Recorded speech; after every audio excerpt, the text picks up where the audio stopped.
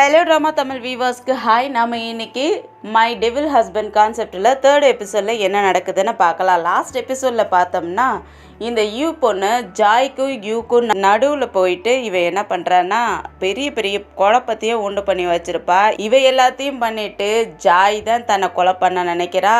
யூவோட தாத்தாவையும் அவ தான் கொலை பண்ணா. தன்னை ஒரு பையனை வச்சு ரேப் பண்ண வச்சிருக்கான்லாம் சொல்லி யூவை நம்ப வச்சு ஜாய் கிட்ட இருந்து யூவை பிரித்து தான் கல்யாணம் பண்ணிக்கிறதா முடிவு பண்ணியிருப்பா. எபிசோட்ல ஜாயை ஹாஸ்பிட்டலில் அட்மிட் பண்ணியிருப்பாங்களே அங்கே தான் காட்டுறாங்க. அப்போ ஜாய் கேட்குறாங்க அவங்க அண்ணா கிட்ட, அண்ணா என்னை எதுக்கு அட்மிட் பண்ணி வச்சுருக்கீங்க, எனக்கு என்ன ஆச்சுன்னு சொல்லி கேட்குறாங்க. அதுக்கு ஷூ இருந்துட்டு உனக்கு ஒன்றும் இல்லைம்மா, உனக்கு சும்மா ரெஸ்ட் எடுக்கணும், அதனால தான் உன்னைய அட்மிட் பண்ணியிருக்கோம் அப்படின்னு சொல்கிறாரு. அந்த நேரம் பார்த்து யூ அங்கே வந்துடுறாரு. யூ கேட்குறாரு, நீ எப்படிமா இருக்க, நல்லா இருக்கியான்னு சொல்லி பாசமாக கேட்பாரா. அதுக்கு ஜாய் திட்டி விட்டுறாங்க, என்னை எதுக்கு பார்க்க வந்த, நான் நல்லா இருந்தா என்ன, நல்லா இல்லைன்னா உனக்கு என்ன வந்துச்சு, நீ போ இங்கேருந்து அப்படின்னு சொல்லி திட்டுறாங்க. அதுக்கு யூ இருந்துட்டு என்னை மன்னிச்சிருமா, நீ எப்படி சொல்கிறியோ இனிமேல் அப்படியே நடந்துக்கலாம், நீ எப்படி நினைக்கிறியோ அப்படியே இருந்துக்கலாம், இப்போ வா நம்ம வீட்டுக்குன்னு சொல்லி வீட்டுக்கு வான்னு கூப்பிட்டுக்கிட்டு இருக்காரா. உனக்கு என்ன பைத்தியம் பிடிச்சி போச்சா, எப்போ பார்த்தாலும் திரும்ப திரும்ப வான்னு சொல்லி கூப்பிட்டுக்கிட்டே இருக்கிற, நான் தான் உன்னை லவ் பண்ணலான்னு சொல்கிறேன், நீ என்னத்துக்கு என்னை திரும்ப திரும்ப கூப்பிட்டுக்கிட்டே இருக்கிற, அதுக்கப்புறம் நீ என்னையே உன்னோட ஒய்ஃப்னு கூப்பிடுறதையே நிப்பாட்டிடுன்னு சொல்லிடுறாங்களா. அதனால் யூ என்ன பண்ணுறாரு, அவங்கள வலுக்கட்டாயப்படுத்தி தூக்கிட்டு போகிறதுக்காக பார்ப்பாரா. அப்போ ஷூ கோவப்பட்டு, உங்களுக்கு அறிவு எது இல்லையா, என் தங்கச்சிக்கு ஏற்கனவே உடம்பு சரியில்லாத அட்மிட் பண்ணியிருக்கோம், நீ இங்கேருந்து தூக்கிட்டு போயிட்டு அவளுக்கு ஏதாவது ஆயிடுச்சுன்னா என்ன பண்ணுறதுன்னு கோவப்படுவார். அதுக்கு யூ இருந்துட்டு, எனக்கும் அவளுக்கு இப்போ வரைக்குமே டிவோர்ஸ் ஆகலை, எங்கள் 2 பேருமே இப்போ வரைக்கும் ஹஸ்பண்ட் ஒய்ஃப் தான், எங்கள் ஹஸ்பண்ட் ஒய்ஃப்குள்ளே சண்டைக்குள்ளே நீங்கள் வராதீங்க அப்படின்னு சொல்லிட்டு அங்கேருந்து அவங்கள தூக்கிட்டு போயிடுறாரு. அதுக்கப்புறம் ஜின் என்ன பண்ணுறாரு, அவங்க தங்கச்சிக்காக சாப்பாடு எடுத்துகிட்டு வருவாரா. அங்கே பார்த்தா பெட்டில் அவங்க இருக்க மாட்டாங்க. என்னாச்சு எங்கே ஜாயின்னு கேட்குறதுக்கு ஷூ சொல்கிறாரு, அவளுடைய பாசமான ஹஸ்பண்ட் இருக்கான் இல்லையா, அவன் தூக்கிட்டு போயிட்டான் அவன் வீட்டுக்கு அப்படின்னு சொல்லி கோவப்படுறாரு. சரி யூவும் அவரோட வீட்டுக்கு ஜாயை தூக்கிட்டு வந்து பெட்டில் படுக்க வைக்கிறாரு. அப்போ அவங்களுக்கு இன்னுமே உடம்பு சரியில்லாத போய்கிட்டு இருக்குதா, அதனால டாக்டரை கூப்பிட்டு விடுறாரு. டாக்டரும் பார்த்துட்டு, உங்கள் ஒய்ஃப் ரொம்ப கிரிட்டிக்கலான சூழ்நிலையில இருக்காங்க, அவங்க நிலைமை இப்படியே போய்கிட்டு இருந்துச்சுன்னா அவங்க இறக்குறது கூட வாய்ப்பு இருக்குன்னு சொல்கிறாரு. அதனால யூவும் அவங்கள கேர் எடுத்து பார்த்துக்கிட்டு இருப்பாரு. அப்போ ஜாயோட 2 அண்ணனுங்களும் ஜாயை பார்க்கறதுக்காக வருவாங்க. ஷூ கேட்குறாரு, நீ எவ்வளோ நாளைக்கு தான் என் தங்கச்சி பின்னாடியே சுற்றிக்கிட்டு இருப்ப, அவளை எப்போ தான் விடுவ, அவள் குழந்தை இறந்ததுக்கப்புறம் அவள் உடம்போட நிலமை ரொம்ப மோசமாகிக்கிட்டே போய்கிட்டு இருக்குது, அதில் நீ வேற அவளை ரொம்பவே டார்ச்சர் பண்ணிக்கிட்டு இருக்க, நீ இந்த மாதிரியே பண்ணிக்கிட்டு இருந்தீன்னா அவளோட உடம்பு நிலைமை ரொம்பவே மோசமாகிக்கிட்டே போயிடும், அதுக்கப்புறம் அவள் அதிக நாள் உயிரோடு இருக்க முடியாது அப்படின்னு சொல்கிறாரு. அதுக்கு யூ சொல்கிறாரு, அது இருக்கட்டும், அது எப்படி நீங்கள் புதுசாக அவளுக்கு அண்ணனுங்கன்னு சொல்லிட்டு வந்திருக்கீங்க, இது வரைக்குமே அவளுக்கு யாருமே இல்லைன்னு எனக்கு நல்லாவே தெரியுமே, நீங்கள் யார் புதுசா அப்படின்னு சொல்லி கேட்குறாரு. அதுக்கு ஜென் சொல்கிறாரு, எங்கள் ஃபேமிலி ரொம்ப பெரிய ஃபேமிலி, நீங்கள் ஜாய்க்கு யாரும் இல்லைன்னு நினச்சிக்காதீங்க, அண்ணனுங்க நாங்கள் 2 பேரும் இருக்கோன்னு சொல்லிக்கிட்டு இருக்காரு. எல்லாம் இருக்கட்டும், அவள் இப்போ என்னோட ஒய்ஃபு, அவள் செத்தாலும் வாழ்ந்தாலும் இந்த லைஃப் ஃபுல்லாகவே அவள் என் கூட தான் இருக்கணும். உங்களுக்கு என்னை பற்றி தெரியலன்னு நினைக்கிறேன், என்னோட லெவல் எது வரைக்கும் இருக்குன்னு உங்களுக்கு தெரியலன்னு நினைக்கிறேன், அதனால் நீங்கள் 2 பேரும் என் பிரச்சனையில் தலையிடாத இருங்க, அதுதான் உங்களுக்கு நல்லது, அவள் என்னோட ஒய்ஃப், அவளை இனிமேல் நான் பார்த்துக்குவேன்னு சொல்லி மிரட்டி விடுறாரு. அதுக்கப்புறம் டாக்டர் வந்து ஜாயோட நிலைமை ரொம்ப மோசமாகிக்கிட்டே இருக்கு, அவங்களுக்கு பிளட் தேவைப்படுதுன்னு சொல்கிறாரு. அதுக்கு அசிஸ்டன்ட் வந்து, பாஸ் ஈக்கும் ஜாய்க்கும் ஒரே பிளட் குரூப் ரத்தம் தான் இருக்கு, அதனால ஈ கிட்ட கேட்கலான்னு சொல்றாரு. அதுக்கு யூ யோசிச்சு பாக்குறாரு, அவரை சின்ன பிள்ளைல ஈ தான் காப்பாத்திருப்பாங்க, அதை நினைச்சு பார்த்துட்டு நீ ஈய அப்ராட் அனுப்பி வச்சிரு, அதுக்கப்புறம் ஜாய்க்கு பிளட் எப்படியாவது ரெடி பண்ணிடலாம், எவ்வளவு செலவானாலும் பரவாயில்ல, யாரையாவது பிளட் டொனேட்டரை தேடிக்கலாம் அப்படின்னு சொல்லிக்கிட்டு இருக்காரு. ஜாய்க்கு பிளட்டும் கிடைச்சிருது. டாக்டரும் இப்போ முதல்ல விட அவங்க இப்போ கொஞ்சம் பெட்டரா இருக்காங்க, நல்லா இருக்காங்கன்னு சொல்றாங்க. அதை கேட்ட உடனே யூக்கு ரொம்ப ஹாப்பி ஆயிடுது. அதுக்கப்புறம் ஜாய்க்கு கனவுல அவங்க அப்பாவை ஜெயிலில் யாரோ கொலை பண்ண ட்ரை பண்ணுறாங்க அப்படிங்கிற மாதிரி கனவு வருமா, அதனால் அவங்க அப்பான்னு கத்திக்கிட்டே துடிச்சு பிடிச்சி எழுந்திருக்கிறாங்க. அப்போ பக்கத்தில் யூதா இருப்பார், அவர் அவங்கள ஹக் பண்ணிக்கிட்டு உங்கள் அப்பாவுக்கு ஒன்றும் ஆகலை, அவர் நல்லா தான் இருக்கான்னு சொல்லி கன்சல்ட் பண்ணுறாரு. அதுக்கப்புறம் ஜாய் ஹாஸ்பிட்டலில் இருந்து டிஸ்சார்ஜும் ஆகிடுறாங்க. அவங்கள வீட்டில் பெட்டில் படுக்க வச்சுட்டு அவங்க அசிஸ்டன்ட் கிட்ட யூ சொல்கிறாரு, ஜாய் இனிமேல் நீ தான் பார்த்துக்கணும், அவளை பார்த்துக்கிற ரெஸ்பான்சிபிலிட்டி நீ தான் அப்படின்னு சொல்லிட்டு அங்கேருந்து போயிடுறாரு. இந்த சைடு ஷூக்கு அவங்க அம்மா கால் பண்ணி, நீங்கள் அண்ணன் தம்பிங்க 2 பேரும் இருந்து என்ன பிரயோஜனம், இப்போ வரைக்குமே உங்கள் தங்கச்சியை வீட்டுக்கு கூட்டிகிட்டு வர முடியலையான்னு சொல்லி திட்டிகிட்டு இருக்காங்க. அதுக்கு ஷூ சொல்கிறாரு, அம்மா அந்த யூ எங்ககிட்ட ஜாயை விடவே மாட்டேங்கிறாம்மா அப்படின்னு சொல்கிறாரு. அதுக்கு அவங்க இருந்துட்டு, அப்படின்னா நான் தான் அங்கே வரணும் போல இருக்குன்னு சொல்கிறாங்க. இந்த சைடு யூ கிட்ட வந்துட்டு, என்னை உன்கிட்ட இருந்து தூரமாக அனுப்பி வைக்காதன்னு சொல்லி அழுதுகிட்டு இருக்கா. நான் இனிமேல் இந்த மாதிரிலாம் செய்ய மாட்டேன், நான் ப்ராமிஸ் பண்ணுறேன், இனிமேல் இந்த மாதிரிலாம் செய்ய மாட்டேன்னு சொல்லி ப்ராமிஸ் பண்ணிக்கிட்டு இருக்காளா. அதுக்கு ஐயோ இருந்துட்டு, நீ போய் தான் ஆகணும், அப்ராடு போயே ஆகணும்னு சொல்லிட்டு அங்கேருந்து போயிடுறாரு. வீட்டில் அசிஸ்டண்ட் ஜாய்க்கு சாப்பாடு கொண்டு வந்து கொடுப்பாரு. அந்த சமயம் அவங்களுக்கு ஒரு மெசேஜ் வரும். அதை பார்த்த உடனே அவங்க ஷாக் ஆகிடுறாங்க. என்னென்னா அவங்க அப்பாவுக்கு ரொம்பவே உடம்பு சரியில்லாத போயிருக்கும். அதுவும் அவங்க அட்மிட் ஆகிருந்தாங்க இல்லையா, அதே ஹாஸ்பிட்டலில் அட்மிட் பண்ணி வச்சுருப்பாங்க. அதனால் அவங்க என்ன பண்ணுறாங்க, கையில் ஒரு கத்தியை எடுத்துக்கிட்டு ஓடுறாங்க. வெளியே அசிஸ்டண்ட் விட மாட்டேங்கிறாரு, நீங்கள் போகக்கூடாதுன்னு சொல்லிக்கிட்டு இருக்காரு. அப்போ அவங்க மிரட்டிக்கிட்டு இருக்காங்க, நீ போக விடலைன்னா நான் உன்னை கொன்னுடுவேன்னு சொல்லி மிரட்டிக்கிட்டு இருப்பாங்களா. அந்த சமயம் யூவும் அங்கே வந்துடுறாரு. எங்கே போகிறேன்னு கேட்குறதுக்கு, என்னை விட்டுடுங்க, நான் இங்கேருந்து போயே ஆகணும், என்னை போக விடலைன்னா நான் உங்களை கொன்னுடுவேன்னு சொல்லி மிரட்டிக்கிட்டு இருப்பாங்களா அவங்க. அப்போ அவர் என்ன பண்ணுறாரு, அந்த உனக்கு என்னை கொல்லணும்ல அப்படின்னு சொல்லிட்டு அவங்க கையில் இருக்கக்குள்ளேயே அந்த கத்தியை அப்படியே அவருடைய நெஞ்சிலே குத்திக்கிறாரு. இதை பார்த்த உடனே ஜாய் ரொம்பவே பயந்து போயிடுறாங்க. நான் உங்களை கொன்னணும்னு நினைக்கலன்னு சொல்லிட்டு அழுதுகிட்டு இருக்காங்க. அடுத்த சீன்லேயே யூவை ஹாஸ்பிட்டலில் அட்மிட் பண்ணி வச்சுருக்காங்க. அந்த சமயம் அந்த அங்கே வந்துட்டு வலிஞ்சிட்டு எப்படி இருக்கீங்கன்னு சொல்லிட்டு ரொம்ப நடிக்க ஆரம்பிச்சிடுறாளா. அதனால் யூவும் ஈயை வெளியே துரத்த சொல்லி அசிஸ்டண்ட்டுக்கிட்ட சொல்லிடுறாரு. அவரும் வெளியே இழுத்துட்டு போயிடுறாரு. அதுக்கப்புறம் அசிஸ்டண்ட்டுக்கிட்ட, எங்கே என் ஒய்ஃப், அவள் என்னை பார்க்கவே வரல, அவள் எங்கே போயிட்டான்னு சொல்லி கேட்குறாரு. அதுக்கு எனக்கு தெரியாதுன்னு சொல்லிக்கிட்டு இருக்காரு. அடுத்த சீன்லேயே யூட ஃப்ரெண்டு அவரை வந்து பார்க்குறாரு. நெத்தியை தொட்டு பார்த்துட்டு, ரொம்பவே உடம்பு சரியில்லாத இருக்கானே, எங்கே அவனோட ஒய்ஃப், இந்த நேரத்தில் அவங்க இவங்கிட்ட இல்லாத எங்கே போயிட்டாங்கன்னு சொல்லி கேட்டுட்டு இருக்காரு. அதுக்கு அசிஸ்டண்ட்டும், அவர் காலையிலேருந்து சாப்பிடக்கூட இல்லை, அவரோட ஒய்ஃபை நினச்சி ரொம்ப கவலையாக இருக்காருன்னு சொல்லிக்கிட்டு இருக்காரு. அதுக்கப்புறம் அசிஸ்டண்ட் வீட்டுக்கு வந்து ஜாய் கிட்ட, மேடம் பாஸ் காலையிலேருந்து உங்களை நினச்சிக்கிட்டு சாப்பிடக்கூட இல்லைன்னு சொல்ல, ஜாயும் ஹாஸ்பிட்டலுக்கு வந்து யூவை பார்க்குறாங்க.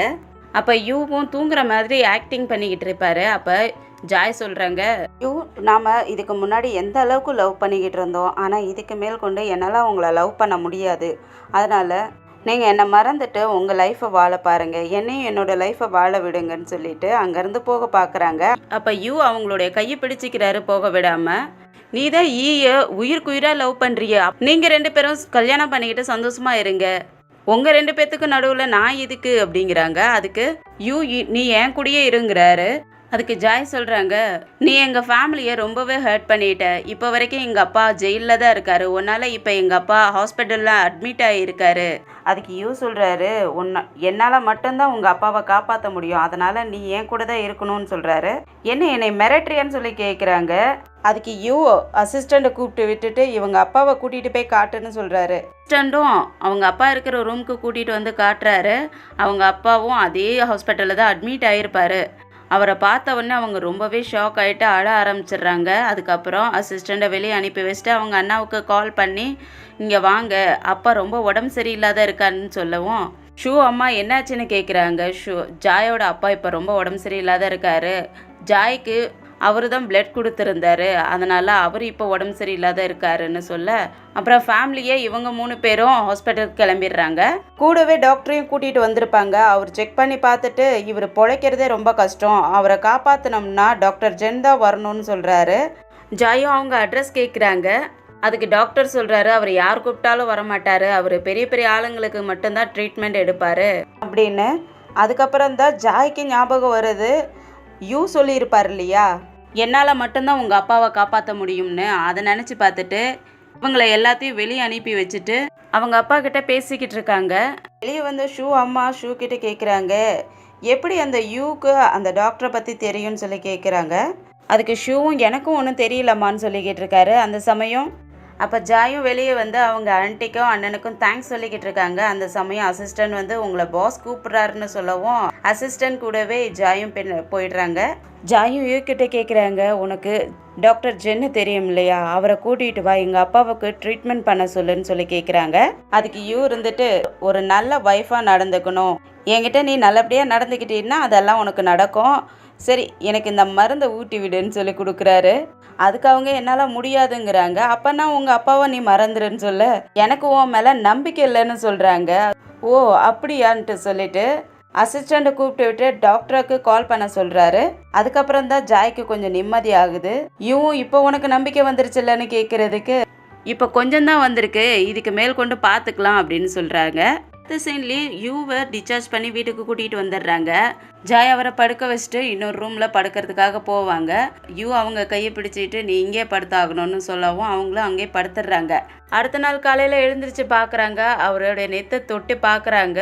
காய்ச்சல் ரொம்பவே இருக்குமா, அதனால ஜாய் அசிஸ்டண்ட்டை கூப்பிட்றாங்க. அவர் வந்து பார்த்துட்டு, மேடம் நீங்கள் பாஸ்க்கு மருந்து கொடுக்கலையாங்க. அதுக்கப்புறம் தான் அவங்களுக்கு ஞாபகம் வருது, அச்சோ நம்ம மருந்து கொடுக்காத விட்டுட்டோம், அதனால தான் இவனுக்கு இப்படி காய்ச்சல் அடிக்குதுன்ட்டு யோசிச்சுட்டு, அதனால் ஜாய் என்ன பண்ணுறாங்க, யூவோட ஃபீவரை குறைக்கிறதுக்காக இவங்க போயிட்டு பாத்ரூமில் இவங்க உடம்ப தண்ணியில் நினச்சிக்கிட்டு அப்படியே வந்து அவர் கூட படுத்துக்கிறாங்க. இவங்க இது பண்ணுறதுக்கு பதிலாக தண்ணியை தொட்டு பத்து போடுவாங்களே, அந்த மாதிரி செஞ்சுருக்கலாமே. அதெல்லாம் செய்யாத இந்த மாதிரி இல்லாமல் பண்ணுவாங்க. டேரக்டர் என்னதான் யோசிச்சு வச்சுருக்காருன்னே தெரியல. எனக்கு இதை பார்த்த உடனே சிரிப்பு தான் வந்துச்சு.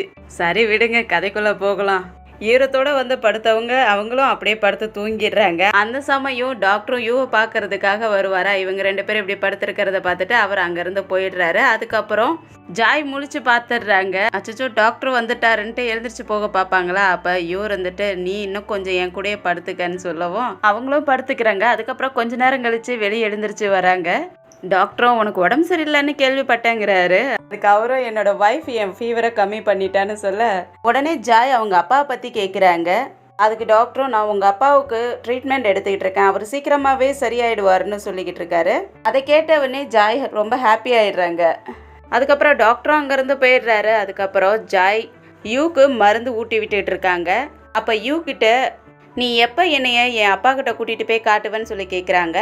அதனால் யூவும் அசிஸ்டன்ட் கூட ஜாயை அனுப்பி வைக்கிறாங்க அவங்க அப்பாவை ஹாஸ்பிட்டலில் போய் பார்க்கறதுக்காக. யூ அசிஸ்டன்ட் கூட அவங்க அப்பாவை பார்க்கறதுக்காக ஹாஸ்பிட்டலுக்கு போய்கிட்டு இருப்பாங்களா. அந்த சமயம் அந்த அங்கே வந்துட்டு எப்படி இருக்கீங்க அக்கா அப்படின்னு சொல்லி பாசமாக கேட்குற மாதிரி கேட்குறாளா. அதுக்கு ஜாயும் நடிக்காத, யூலாம் என் கூட வரலன்னு சொல்கிறாங்க. அதனால அந்த பொண்ணு சொல்கிறா நான் யூவை கல்யாணம் பண்ணியே தீருவேன்னு சொல்கிறாளா.